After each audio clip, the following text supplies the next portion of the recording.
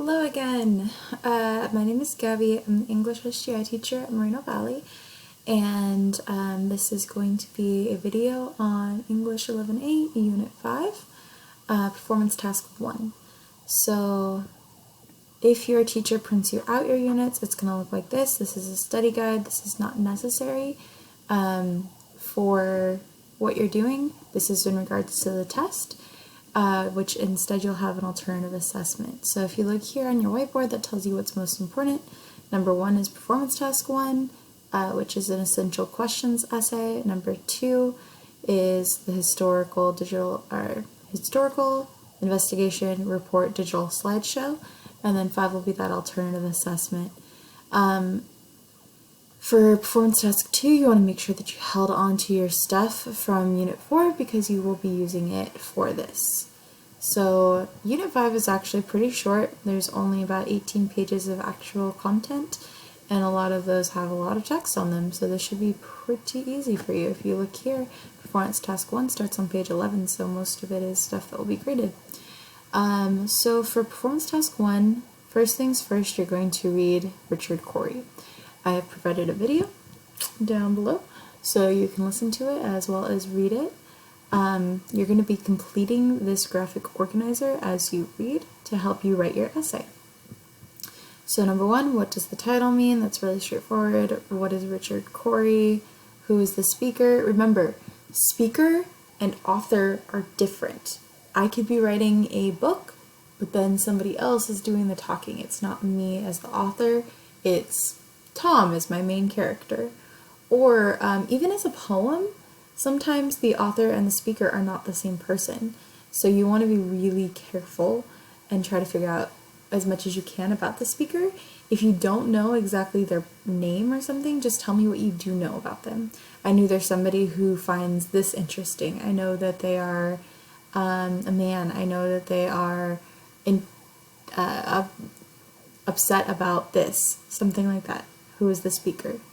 What situation is presented, so what's the problem that's going on, what's the thing that's happening in the poem or story, what is the tone or the mood of the poem. So overall, what is the feeling? Is it a happy feeling? Is it a sad feeling? Is it a disturbing feeling? Is it an uneasy feeling? What is the overall tone or mood of the poem? Next question, how does the poem use imagery? Remember, imagery is the ability to paint a picture with your head using the 5 senses. So taste, smell, seeing, hearing, feeling, right? All those senses. Give examples of the figurative language used. If you are uncomfortable with figurative language, you can always check back to my figurative language video where we discuss similes, metaphors, personification, all of that. You want to tell me what it is and then give me the example. So say this is a metaphor, and then show me her eyes were diamonds, right? Don't use that one, it's not in the poem, I promise. What's unique about the poet's style? So what's something that you haven't seen done before that this poet did do? So maybe not using periods, maybe putting it in a strange format, maybe doing certain syllables, things like that. What's unique? What is the purpose or lesson of this poem? So if you've had any of my classes before, you know how important theme is. Theme is a lesson learned. What is it that they were trying to get you to learn from this poem? Is it never let go of the ones you love? Is it always be happy with who you are? It's never cliche. It's never just like a normal quip that you hear. But you have to be able to argue it. It could be many different things, but you have to be able to argue what you think it is. Essential question number 1, what is the relationship between this poem and the setting or the place? Would it be, think about it, would it be different if it was written somewhere else? Why? Put that in here. Essential question number 2, does this poem reflect or shape society? And then how? So, think about Martin Luther King, right?